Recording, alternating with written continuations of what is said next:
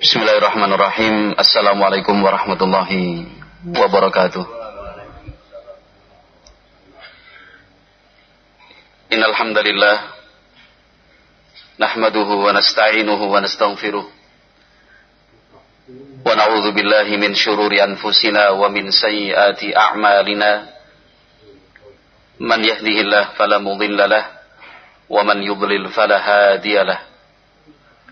Ashhadu an la ilaha illallah wahdahu la syarika lah wa ashhadu anna Muhammadan abduhu wa rasuluh sallallahu alaihi wa ala alihi wa ashabihi wa man tabi'ahum bi ihsanin ila yaumiddin.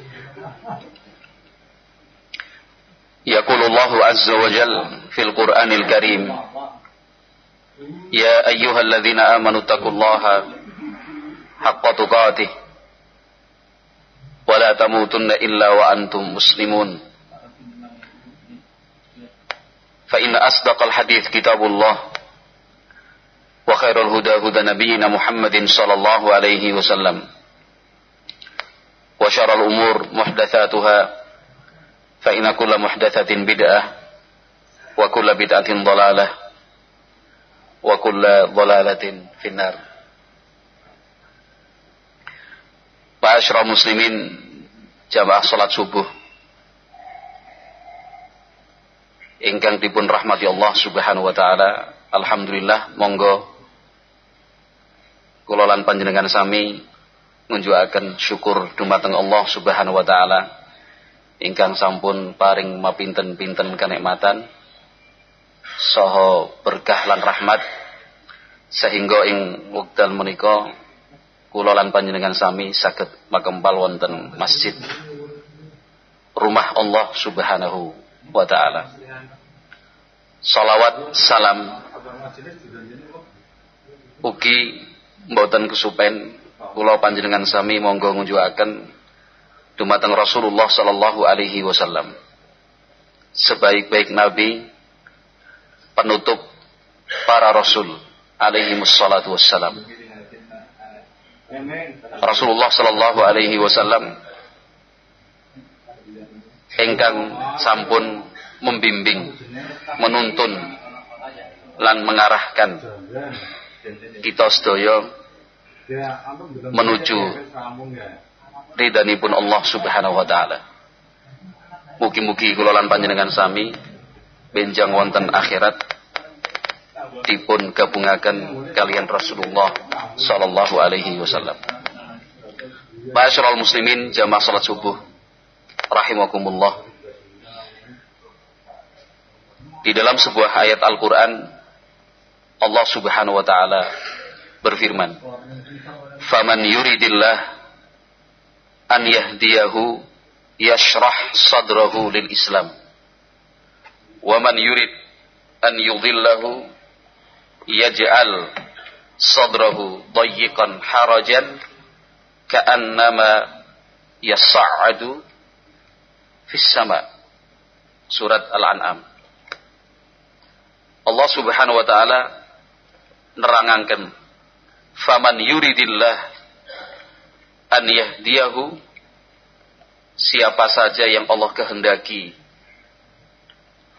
Allah tetapkan memperoleh hidayah, yashrah sadrahu lil Islam, pasti Allah lapangkan dadanya untuk menerima dan mengamalkan Islam.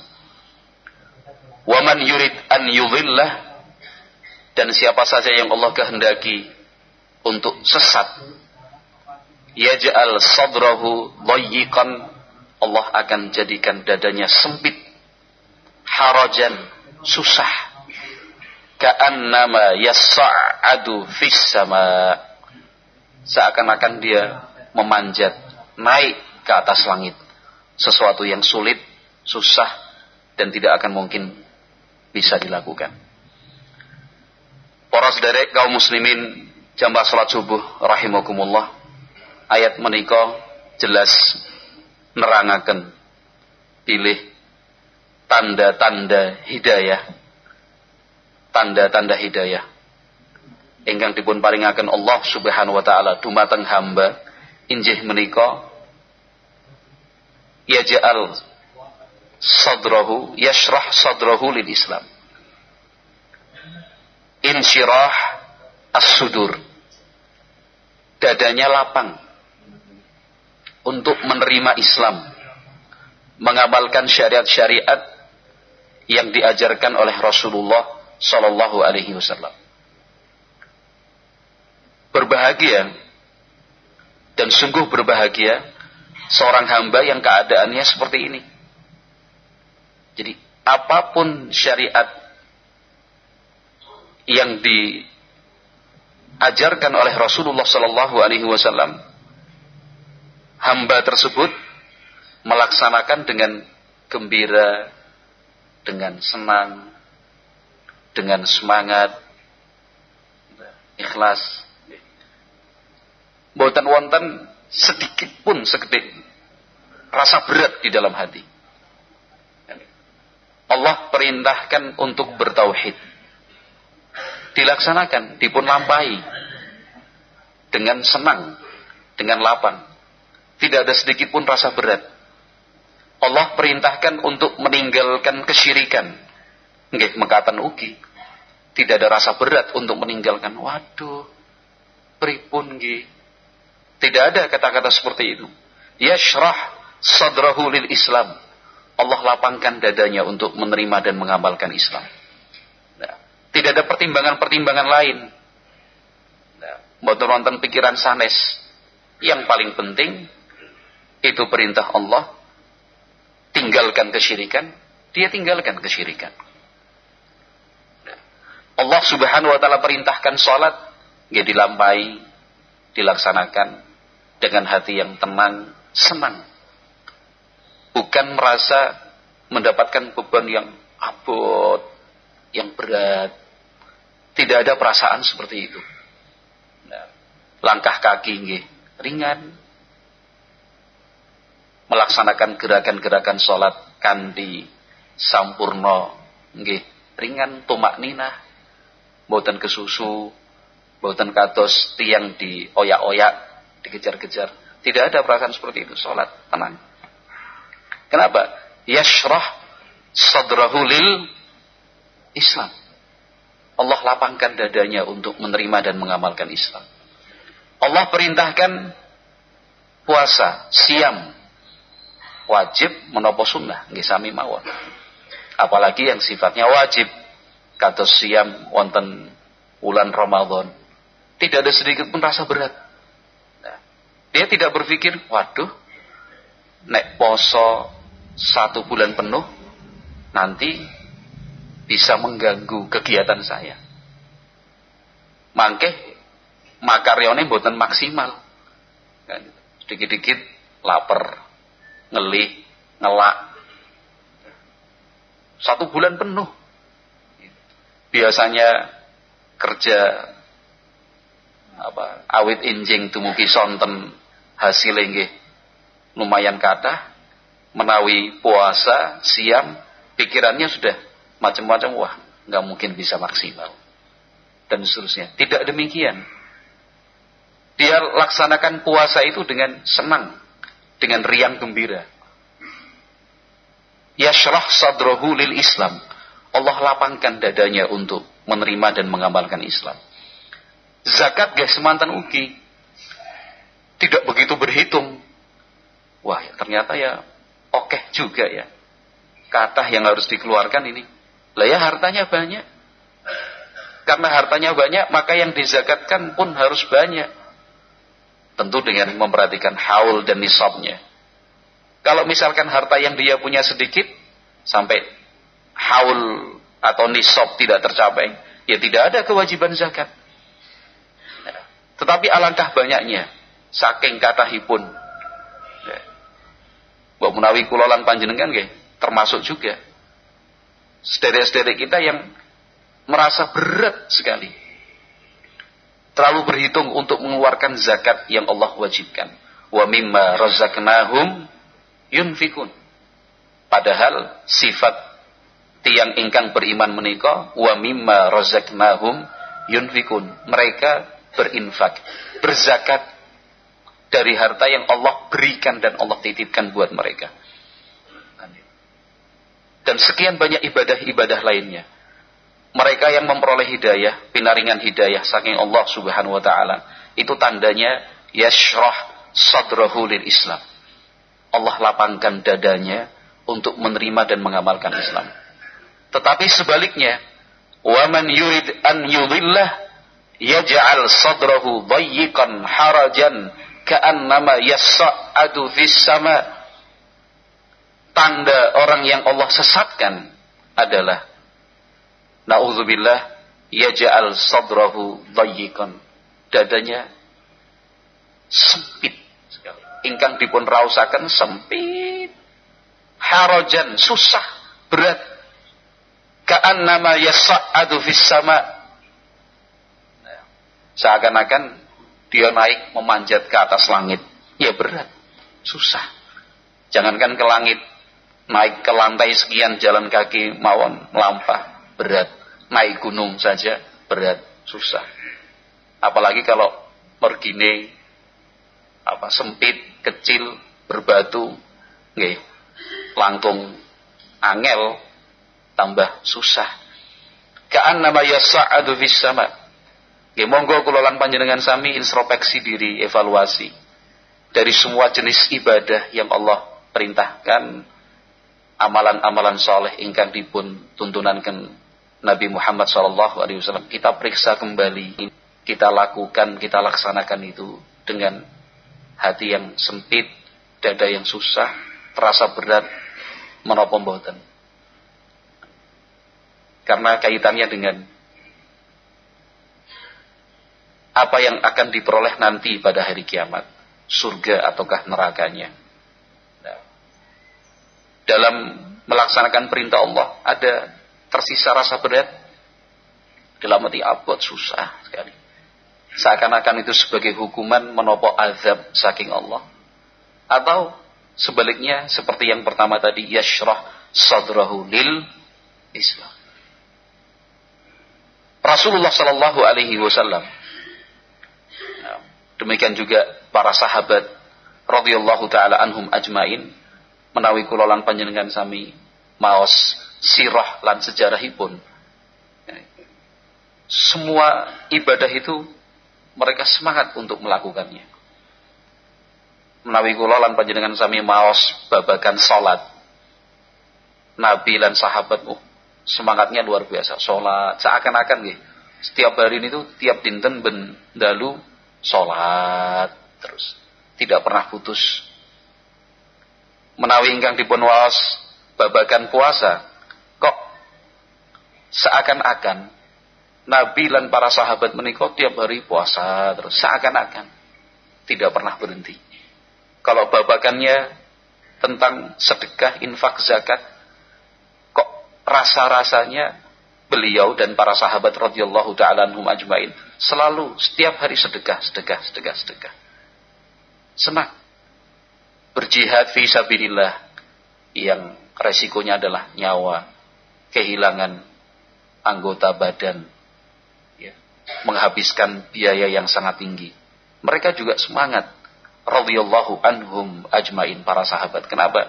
Karena Allah berikan hidayah untuk mereka. Sehingga hamba ingkang dipun paringi hidayah oleh Allah Subhanahu wa taala menika gambaranipun hamba yang hidupnya gesang wonten alam dunia menika tenang, tentram, semangat tentang agama. Dunia pun semangat juga, dunia yang mendukung agama, semangat, tenang, tentram. Nah, kenapa itu tadi yashrah sadrahu lil Islam, Allah lapangkan dadanya, Allah lapangkan hatinya.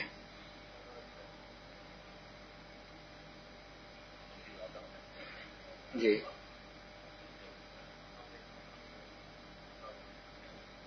Iya. Pertanyaan dari Pak Kemat. Jadi kalau orang yang diberi kelapangan dada, yashrah sadrul Islam, apa tidak melakukan maksiat? Melakukan. Karena tidak ada yang maksum kecuali Nabi Muhammad SAW. Seorang hamba setinggi apapun imannya itu tidak akan mungkin bisa lepas dari dosa dan maksiat. Tetapi bedanya kalau mereka hamba yang beriman setiap kali melakukan dosa dan maksiat, zakarullaha fastaghfaru lidzunubihim. Kan itu. Wa man yaghfirudz dzunuba illallah wa lam yusirru ala ma fa'alu wa hum ya'lamun. Nah itu bedanya orang yang beriman, yang Allah dadangkan, yang Allah lapangkan dadanya begitu.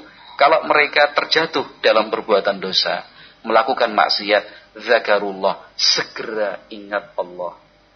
Tidak berlarut-larut begitu.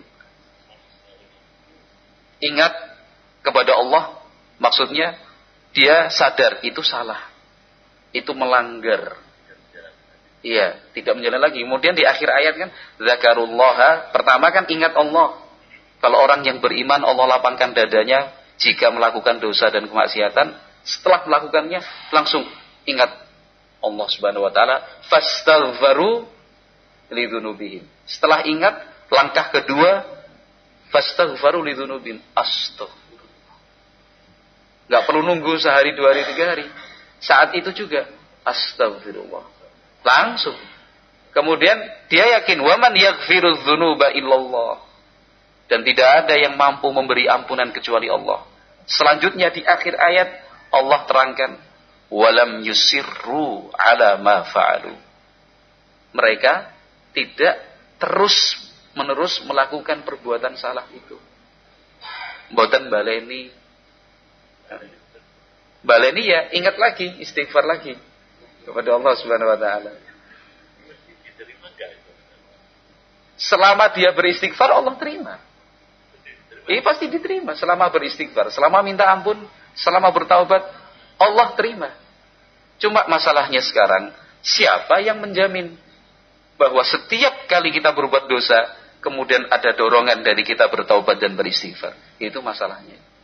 Jadi ayat menika diberlakukan untuk orang-orang yang sudah berusaha sekuat tenaga supaya tidak melakukan dosa. Sudah berusaha sekuat tenaga. Tidak jangan, ternyata kok dilakukan. Dan itu. Bertaubat, beristighfar. Akhirnya Allah terima. Cuma seseorang yang bermudah-mudahan, gampang lah. Ngesuk taubat lah. Ngesuk istighfar lah. Iya, kalau alhamdulillah benar-benar mampu bertaubat dan beristighfar. Tapi kalau misalkan ngesuklah taubat, ternyata dia mulai bisa mati, bisa lupa, kan bisa juga kan ya? Lupa untuk bertaubat bisa nggak? Nggih saged mawon, mati nggih mboten. Masih sehat, tapi lupa untuk bertaubat. Atau sebab-sebab yang lain. Mungkin akhirnya masa kayak gitu harus taubat? Urusan kecil kok. Iya, ada lagi yang berpikir gini, Allah kan Maha tahu. Kita nggak perlu bertaubat kalau Allah kehendaki diampuni, ya diampuni, ngapain juga taubat. Nah, itu yang kita takutkan, terhalang dari hidayah itu. Hidayah untuk bertaubat kalau dalam masalah seperti itu. Iya. Tidak taubat, tidak menjalankan pripun.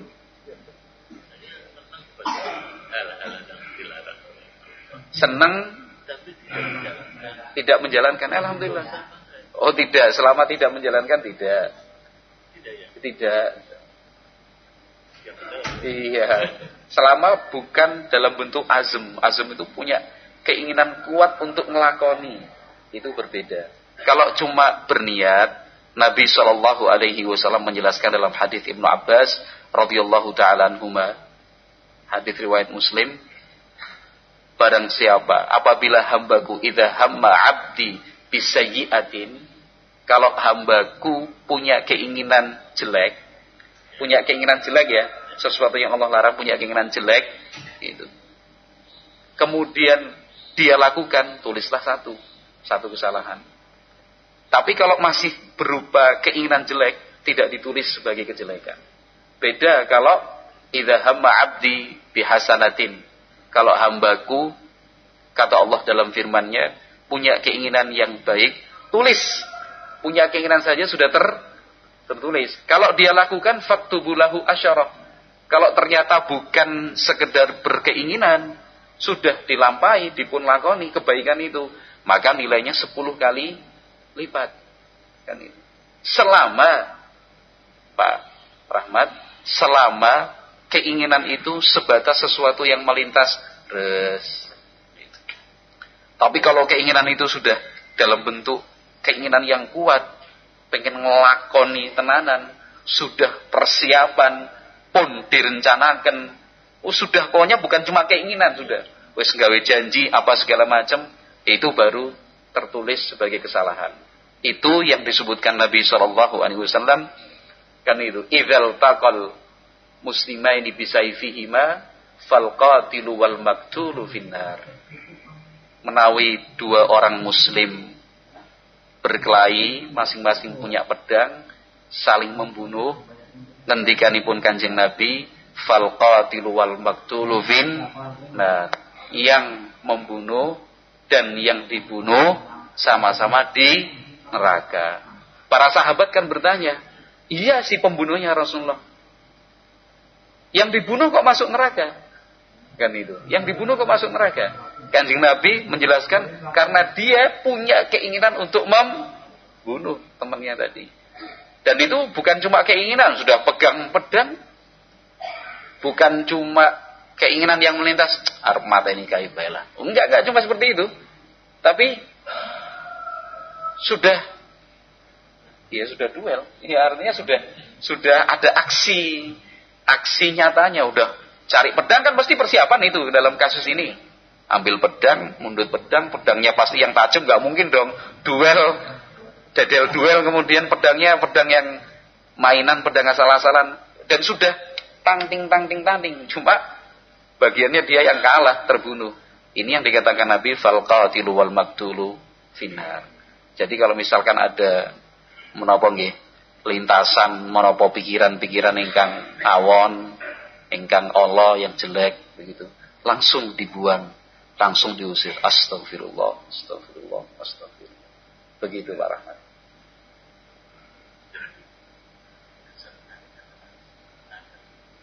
Kesenangannya gimana?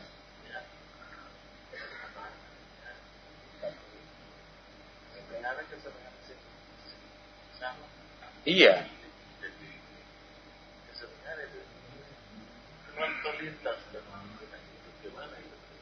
Ya itu ujian dari Allah. Memang tabiat manusia begitu. Senang dengan hal-hal yang sifatnya syahwat. Dan itu. Justru disitulah peluang dan kesempatan mendapatkan pahala sebanyak-banyaknya dari Allah Subhanahu wa taala. Ketika pikiran itu melintas, kita usir, kita buang jauh-jauh, pahala. Ada pikiran lagi melintas, ya seneng kan sih? Dan itu diusir lagi, dapat pahala dari Allah Subhanahu wa taala. Kalau tidak demikian, ya apa bedanya nanti antara orang yang beriman dan yang tidak? Disitulah perbedaan orang yang beriman dan yang tidak itu. Orang yang beriman akan terus digoda dengan hal seperti itu, supaya meningkatkan kualitas imannya kepada Allah Subhanahu wa taala. Nggih. Silakan Pak Takir. Menyambung Pak Rahmat. Sambung-sambungan jenengan berdua ini.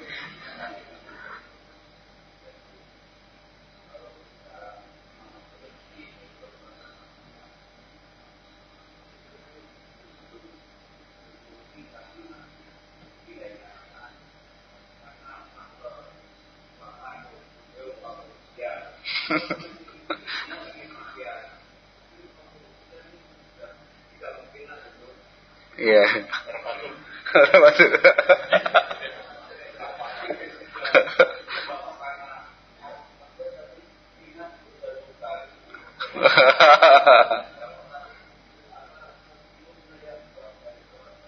Gawat sekali.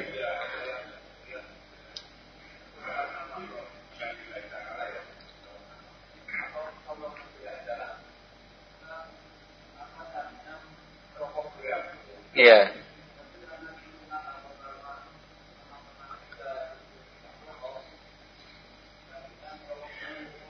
Iya.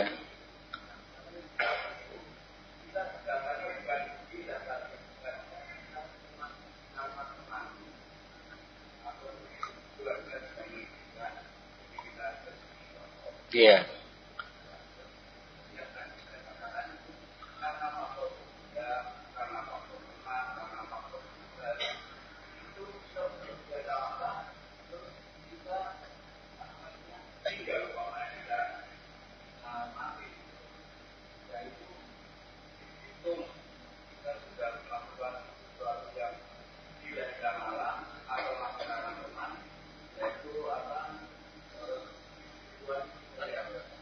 Iya. Nggih, matur nuwun Pak Dagir. Disitulah luasnya rahmat dan kasih sayang Allah Subhanahu wa taala. Jadi untuk yang namanya keburukan dan kejelekan itu selama belum dilakukan itu tidak dicatat sebagai keburukan. Itu kan luasnya rahmat Allah Subhanahu wa taala. Selama tidak dilakukan. Ya, selama tidak dilakukan Allah tidak catat sebagai satu keburukan. Nah, termasuk yang disampaikan Pak Dagir tadi, secara umum pun demikian. Ya. Karena faktor itu kan banyak sekali. Itu dikatakan sebagai sebab Pak Dagir. Ya, faktor lingkungan, faktor keluarga, dan itu semua saling mempunyai keterkaitan. Ada hubungannya satu dengan yang lain, juga saling mendukung dan seterusnya. Adapun keikhlasan itu insya Allah ketika kita sudah terbantu dengan faktor-faktor tadi, harapannya kita bisa merasakan lezat dan manisnya iman, lezat dan manisnya hidup tanpa maksiat, sehingga mendorong kita untuk akhirnya ikhlas lillahi ta'ala. Kenapa? Seseorang yang melakukan maksiat, siapapun dia, itu pasti merasakan ketidaktenangan di dalam hati. Itu pasti. Tidak mungkin tidak. Enggak mungkin tidak. Karena apa? Dia berbuat salah. Pasti tidak tenang hidupnya. Dan itu yang melakukan. Berbeda dengan yang tidak melakukan. Yang tidak melakukan pasti hidupnya tenang, tentram. Walaupun faktornya tadi awalnya bukan lillahi ta'ala. Faktornya ya karena lingkungan, tidak memungkinkan ngudut. Ya kan? Nggak memungkinkan ngudut. Waduh, kiai semua ini. Orang ngudut ya karena kepenak kan gitu. Oh, terlalu ringan. Jangan rokok yang lainnya itu apa? Iya. Rokok sih misalnya ada dapat di paksakan rokok di dapat di dapat di teman-teman. Ya teman-teman juga Rahmat. Lainnya rokok apa sih? Lainnya. Ya nanti berdua sama Pak Dagir. Maksudnya Pak Dagir itu memberi contoh yang mudah ya. Mudah maksudnya Pak Rahmat. Semua mudah. Ini kayaknya yang paham cuma Pak Dagir dengan Pak Rahmat, ini saling memahami ini. Sudahlah. Ya nanti urusannya kita bertiga aja.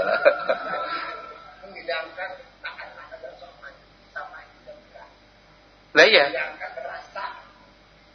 Rasa berat. Nah, itu yang belum kita bahas. Itu kan namanya soal itu bisa Pak. Mau dilanjutkan tadi terus pertanyaan lagi. Padahal tinggal seperempat jam lagi itu Pak Rahmat. Iya Pak Rahmat. Iya. Jadi artinya banyak sebab. Kalau judulnya mawon nggih perkawis ingkang ngalangi dari hidayah. Itu banyak sekali faktornya. Faktornya itu banyak sekali. Sampai kemudian ka'annama yas'adu fis sama atau sadrahu dhayiqan harajan, yang dadanya berat, susah, sempit untuk melampaui syariat Islam. Kenapa bisa sampai seperti itu? Pastikan ada sebab-sebabnya. Macam-macam. Tapi sakit semua. Okay. Loh, begini. Kalau mau dilanjutkan nggak jadi akhirnya. Kalau alasannya tua, badannya sakit, itu bukan alasan. Kalau sudah yaj'al sadrahu yashrah sadrahu lil Islam, Allah sudah lapangkan dadanya. Orang yang tua sekalipun tetap melebihi yang muda, yang sakit juga melebihi yang sehat. Kenapa? Yashrah sadrahu lil Islam. Dan itu kita lihat dan kita saksikan loh. Kan gitu. Kita lihat dan kita saksikan. Sekian banyak tiang sepuh, yang sudah sepuh itu, kalau di rumah itu pakai krek, pakai apa? Cagak, pakai tongkat. Tapi kalau sudah ke masjid kelihatannya sehat. Sampai anak-anaknya heran. Ki bapak. Kan itu di rumah kelihatannya sakit, tapi kalau udah dengar azan, bos, berangkat ke masjid. Kan itu. Sakit-sakitnya hilang. Kan itu ada yang seperti itu. Kenapa? Sudah yashrah sadrahu lil Islam. Tapi kalau yaj'al sadrahu dayyqan harajan tadi, sing enom, sing sehat, ya Allah abot banget ning masjid. Tapi nek munggah gunung ya kuat. Itu yang anak-anak muda, mahasiswa atau nah itu. Ya, itu yang akan kita bahas berikut ini. Jadi cara-caranya moderator ya. Jadi apa namanya? Moderator ya Pak ya? MC. MC. Bawa acara, kan, bawa coro. Jadi sebab dan faktornya kata Pak, banyak sekali. Banyak sekali. Ya secara ringkas, yang pertama yang disebutkan para ulama itu, kenapa? Yang paling sering disebut para ulama itu adalah taklidul aba. Taklidul aba itu artinya fanatik dan mengikuti apa bapak-bapaknya, nenek-nenek moyangnya, kan itu.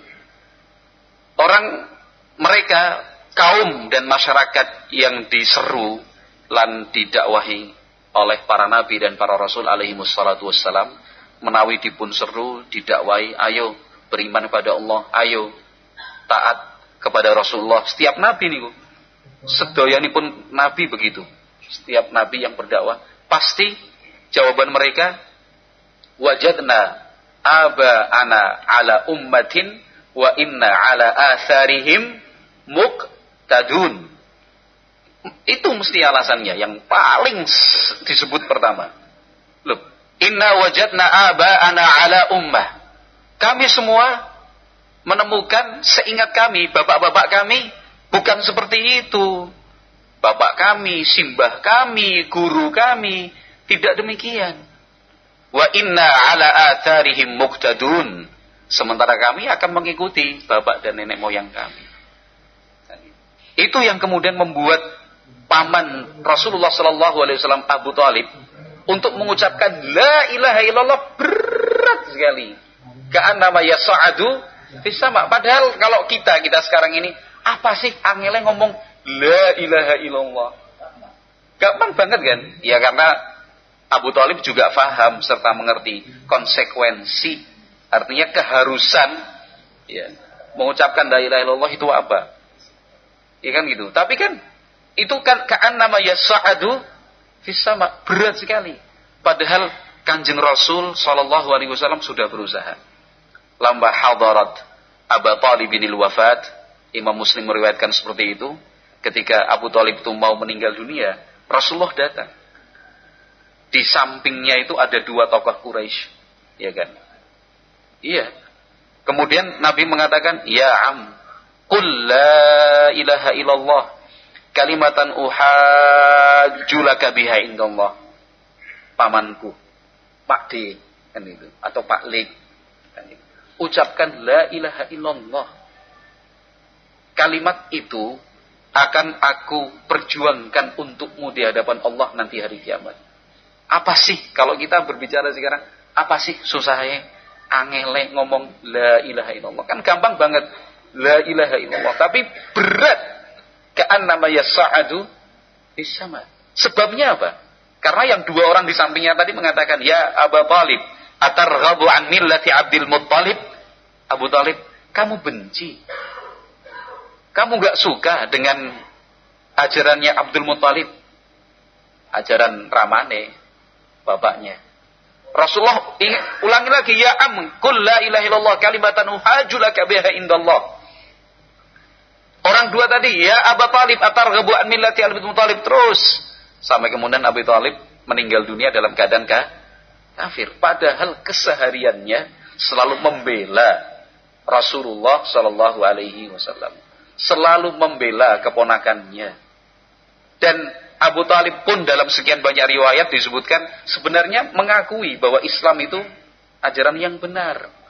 Tapi tidak cukup kan?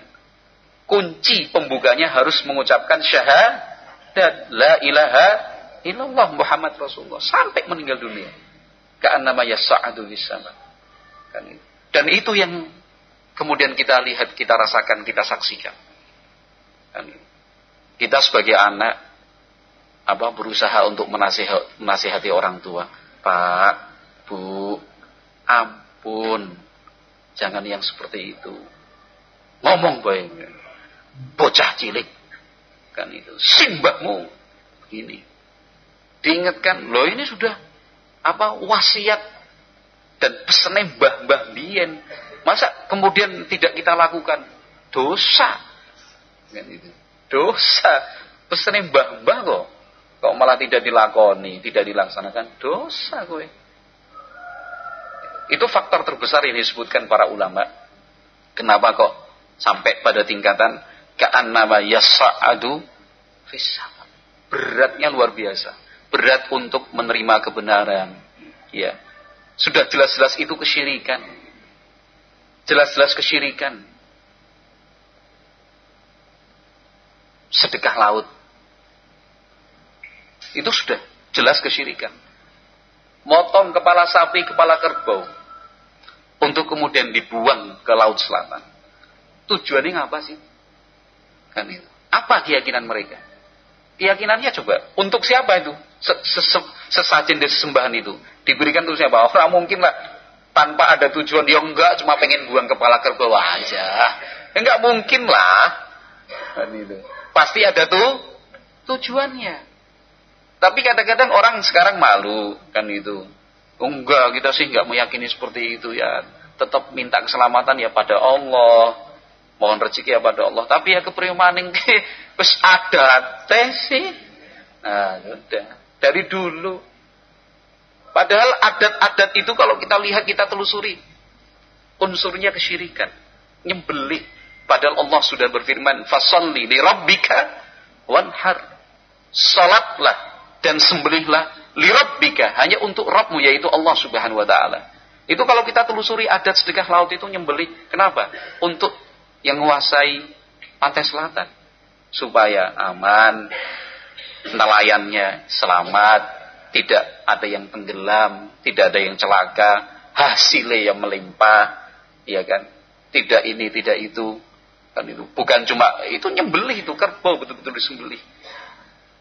Kalau di Jogja yang dilakukan nyembelih ayam atau yang semisalnya di Tugu itu, Tugu Pal Putih itu, bukan di stasiun Tugu loh ya, di utaranya Tugu, katanya sebagai pusat yang memisahkan utara, selatan, timur dan barat. Itu nyembelih, itu betul-betul nyembelih, betul-betul nyembelih, kan itu. Untuk apa coba? Ditanya mereka yang nyembelih, pernah ditanya pelakunya, koordinatornya, kok nyembelih kenapa? Iya, karena di Merapi itu banyak makhluk-makhluk gaib. Kekuatan mereka melebihi kekuatan manusia. Jadi kita menjalin komunikasi dengan mereka. Itu terucap loh ya. Di media nasional itu. Nggak main-main dia, serius itu. Keyakinan. Romo statusnya itu. Marijan, ya zaman dulu seperti itu. Ya, tapi kalau di akhirnya, iya sih, jane ya gue, tapi ada hati sih, nggak kepenak. Jadi nguri-nguri budaya yang seperti itu hanya karena apa? Ingin melestarikan ajaran nenek moyang. Kalau misalkan ajaran seperti itu ya bertentangan dengan Islam, ya kenapa harus diuri-uri? Kenapa harus dihidup-hidupkan kembali? Tinggalkan. Kan itu. Pripun itu? Ya. Kemudian poin yang selanjutnya yang nomor dua yang tidak kalah penting itu adalah gengsi. Gengsi itu ya bahasanya ya sombong lah, tidak mau menerima kebenaran, takut kehilangan kedudukan, kehilangan jabatan, kehilangan penghasilan. Itu sebab yang membuat orang itu harajan ka'annama yas'adu fis sama. Kan itu. Dulu Al-Imam Ibnu Katsir rahimahullahu taala meriwayatkan di awal-awal Islam ini, ketika Nabi Muhammad sallallahu alaihi wasallam mendakwahkan ajaran Islam. Dulu masih di Mekah. Terkadang Nabi Muhammad SAW itu mencari lokasi yang sepi di luar kota Mekah supaya tidak terganggu dan diganggu, supaya tidak terganggu dan tidak diganggu. Dan itu malam hari beliau keluar di di luar kota Mekah untuk beribadah, termasuk membaca Al-Quran, Al-Quran. Di suatu pagi, ini kota Mekah, misalkan Rasulullah di sini, ini kan ada jalannya, ya kan, jalan. Di suatu pagi, pas di jalan ini ketemu 3 orang. Ketiga-tiganya tokoh dan pemimpin Quraisy, termasuk Abu Jahal. Pemimpinnya itu, pemimpin orang ketemu. Loh, dari mana? Kan gitu. Kang endi kowe? Kan itu. Lah kowe sing kang endi? Sama, mereka bertiga saling tunjuk-tunjuk. Dari mana kamu? Enggak ada yang mau jawab. Kendel semua, diem. Akhirnya mereka sepakat ngomong baiklah, terus terang, tapi rahasia. Ayo wis rahasia. Kamu dari mana? Ternyata dari mendengarkan bacaan Al-Qur'annya Nabi sallallahu alaihi wasallam. Kowe pada bae. Kowe sih ada. Iya. Jadi ternyata malam itu ketiga orang tersebut itu mendengarkan bacaan Al-Qur'an. Jadi ngikuti Kanjeng Nabi dari belakang, terus misalkan Nabi Muhammad di situ, Abu Jahal di sini, yang satu di sana yang saya dengarkan. Dengarkannya sih bukan karena benci, senang gitu. Yakin di dalam hati kecilnya bahwa dakwahnya Nabi Muhammad itu dakwah yang benar, yakin. Terus akhirnya mereka bertiga, iki nek konangan wong-wong enom Mekah repot ini. Kalau bahasanya Pak Dakir gawat. Loh, Pak Dakir tadi kan bahasanya gawat. Ini kalau ketahuan anak-anak muda gawat ini. Kita yang sehari-hari membenci, menentang, mengelek-elek Kanjeng Nabi, mengelek-elek Muhammad kok ternyata kita dengarkan sepakat aja baleni. Nah itu sudah sepakat. Ternyata terulang lagi, yang kedua, yang ketiga, sampai 3 kali terulang itu. Karena Allah Subhanahu wa taala sebutkan dalam Al-Qur'an, wajahadu biha wastaiqanatha anfusuhum zulman wa 'udwa. Mereka menentang, mereka menolak, padahal hatinya yakin itu benar. Tapi ditolak. Yas'adu isama, abot untuk mengatakan benar wahai Muhammad. Kamu yang benar wahai Muhammad. Susah. Padahal dalam hati kecilnya yakin itu benar. Sampai 3 kali. Akhirnya saya lupa namanya siapa itu. Yang pertama terus datengin temannya. Jane kepriwe sih menurutmu? Ajaran Muhammad itu kepriwe? Ya bener. Bener itu. Ayo ngomong sama Abu Jahal. 2 orang tadi terus nemui Abu Jahal.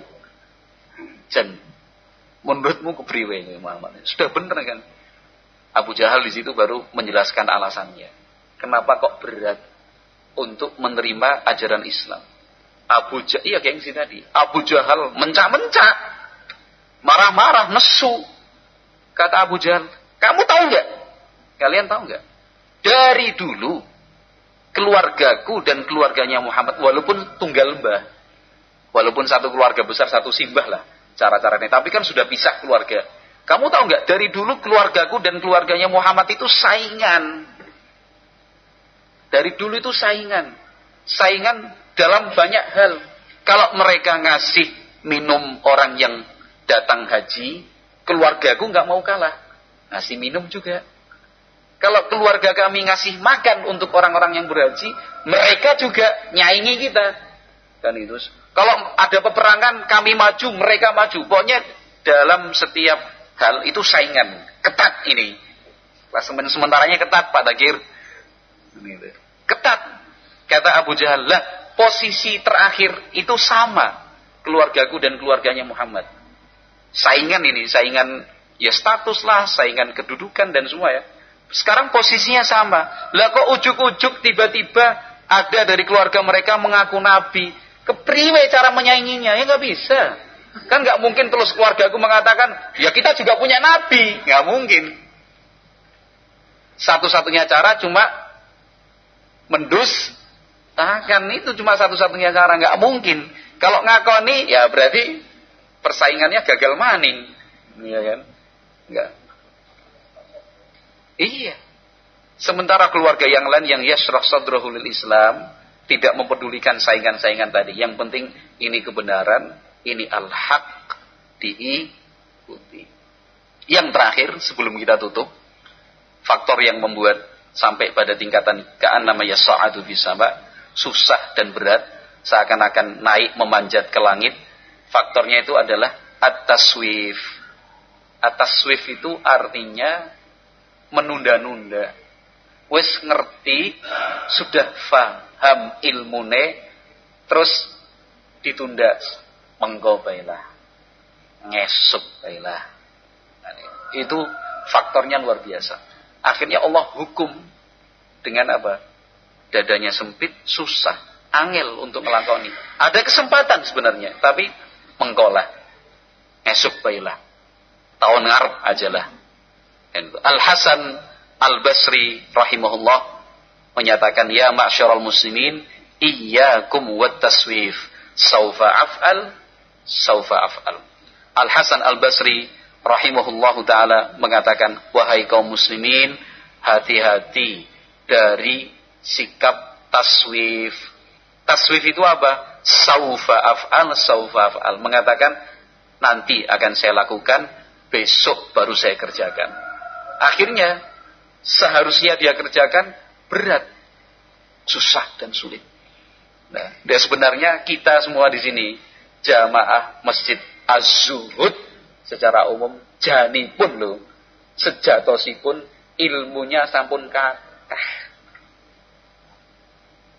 Nah, oh tiap pagi ben enjing ngaji dengan Ustaz Ahmad. Ulen apa? Oh. Ulen. Betul lah. Ya, baguslah. Apa tadi? Tulen. Metu kelalen. Ini masuk dalam kamus bahasa Jawa ini. Ya, antara lain begitu. Jadi, tulen. Tulen, metu kelalen. Ya, sebelum metu ya dilakoni dulu. Biar nggak kelalen, cepet-cepetan sama kelalennya tadi. Pripun? Nggih. Nggih.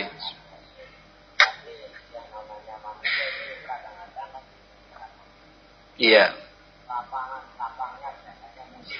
Musiman, nggih.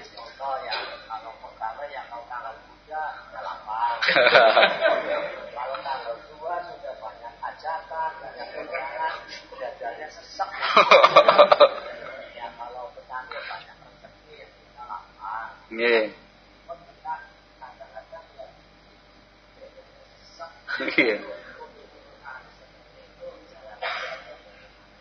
Jalan keluarnya adalah tidak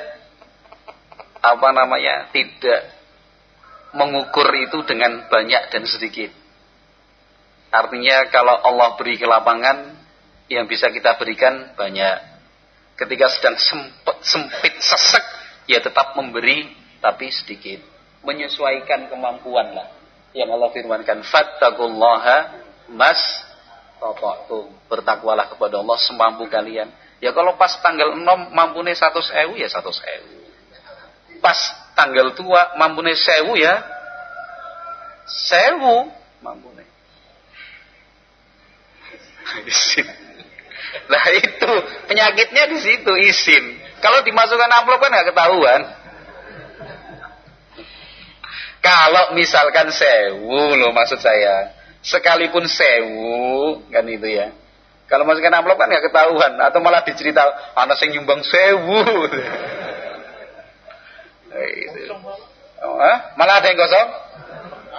Oh ada loh. Karena yang penting kelihatan orang masukin amplop ya. Ya gitu.